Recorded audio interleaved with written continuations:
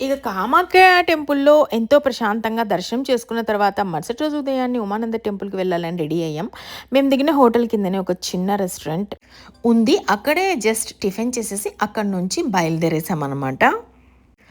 ఈ ప్రయాణం నాకు చాలా ప్రత్యేకంగా అనిపించింది. అస్సాంలో నాకు బాగా నచ్చిన విషయం ఏంటంటే, అక్కడ ఉష్ణోగ్రత 32, 33 డిగ్రీల వరకు ఉన్నా కూడా, రోడ్లకు ఇటుపక్క, అటుపక్క పచ్చని చెట్ల వల్ల ప్రయాణం అంతా చాలా చల్లగా, ఆహ్లాదకరంగా అనిపించింది.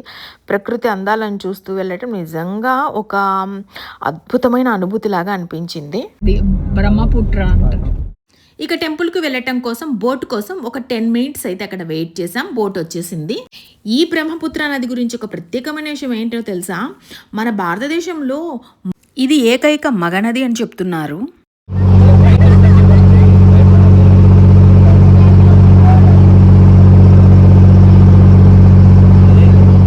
ఈ నది చాలా విశాలంగా, లోతుగా ఉండడమే కాకుండా ఎంతో ఉధృతంగా ప్రవహిస్తూ ఉంటుంది. ఈ నదిలో బోటు ప్రయాణం చేయటం మాత్రం జీవితంలో మర్చిపోలేని అనుభవం. దాదాపు 20 మినిట్స్ తర్వాత ఉమానంద టెంపుల్‌కైతే చేరుకున్నాము.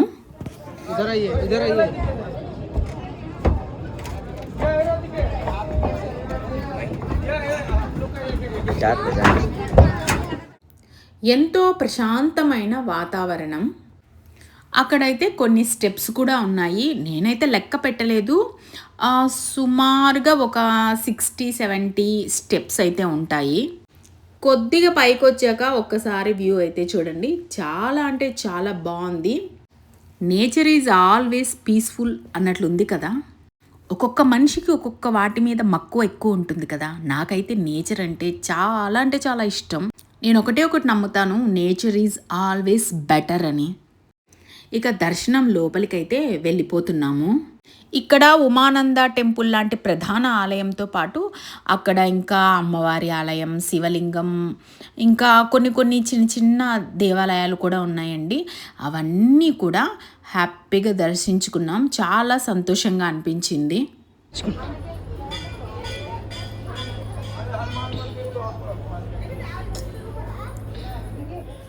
సో, ఇంకా దర్శనం అయిన తరువాత అక్కడ కెమెరా అలో లేదండి. జస్ట్ ఇక్కడ చుట్టుపక్కల టెంపుల్స్ అయితే నేను కవర్ చేశాను కానీ లోపలికి అలో లేదు కెమెరా.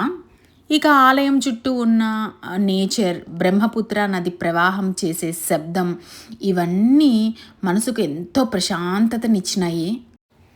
కొద్దిసేపైతే అక్కడే నిలబడి ఆ శబ్దాలు వింటూ, ఆ నేచర్ అందాలను కొద్దిసేపైతే ఆస్వాదించాను.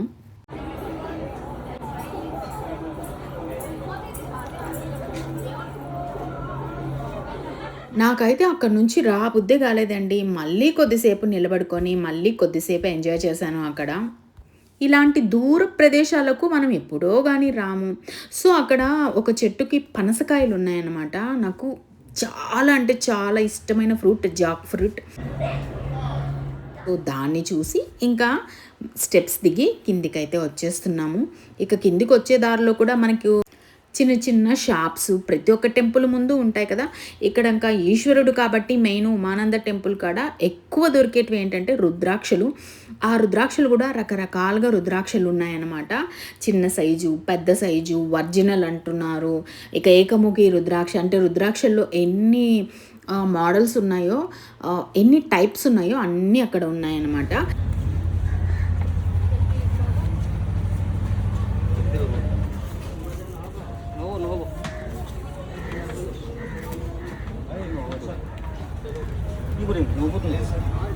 ఇంకా ఫ్రూట్ సలాడ్ చూసేటప్పటికి నాకు తినాలనిపించింది. మామూలుగా అయితే తీసుకోండను. కానీ అతను చేతికి గ్లౌజెస్ వేసుకొని చాలా అంటే చాలా హైజీనిక్‌గా చేస్తుంటే ఒక ప్లేట్ తీసుకొని తిన్నాం. ఇక మా బోట్ అయితే హారన్ ఇచ్చేసింది.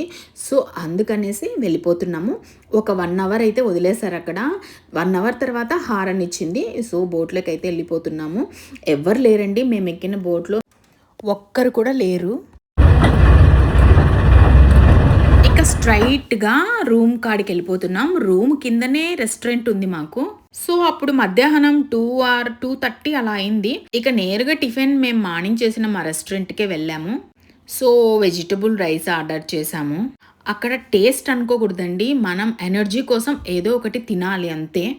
మేమైతే ఒక రెడ్ బుల్ కూడా ఆర్డర్ చేసుకున్నాము. ఎందుకంటే దీని తర్వాత మేము వెంటనే ఇంకో టెంపుల్‌కి వెళ్ళాల్సి ఉంది. కొంచెం ఎనర్జీ ఇన్‌స్టంట్‌గా రావటానికి రెడ్ బుల్ బాగా వర్క్ అవుతది. సో, బయటికెళ్ళినప్పుడు తిరగాలి, టెంపుల్స్ చాలా తిరగాల్సుంటుంది. తిరగాలంటే కొద్దిగా ఎనర్జీ రావాలి. మరీ ఎక్కువ తినకుండా ఎనర్జీ రావటానికి కొద్దిగా లంచ్ అయితే చేసేసాము. ఇప్పుడు వెళ్ళేది కూడా అస్సాంలో దాన్ని ఉమామహేశ్వర జ్యోతిర్లింగం అంటారంట. అంటే అది ఒక జ్యోతిర్లింగం అని చెప్తున్నారు. అస్సాంలో చాలా ప్రసిద్ధమైన టెంపుల్ అని చెప్తున్నారు. సో, మనం ఇంత దూరం వచ్చినప్పుడు ఒక్కొక్క ఊర్లో ఏది ప్రసిద్ధమో అది ఖచ్చితంగా విజిట్ అయితే చేయాలి. సో, ఇంకా కిటికీ దగ్గరికొచ్చి ఆ బ్లైండ్స్ ఇలా ఓపెన్ చేసి నేచర్‌ని అయితే చూస్తున్నాను. కొద్దిగా చల్లగా, మోడంగా ఉండాది. సో, ఇంకా నెక్స్ట్ వ్లాగ్‌తో అయితే మళ్ళీ కలుస్తాను. అంతవరకు బాయ్ బాయ్.